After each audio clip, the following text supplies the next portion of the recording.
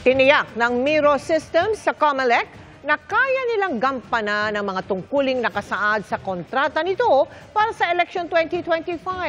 Git nito, walang epekto sa trabaho nila ang pag-withdraw ng local partner nila na St. Timothy Construction Corporation na pinuna ng COMELEC dahil sa planong pagtakbo ng isang napapaulat na may-ari nito.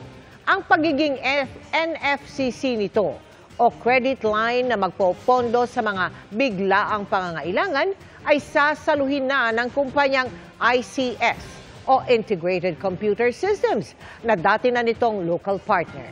Nagsumiti na ng mga dokumento kaugnay niyan ang ICS.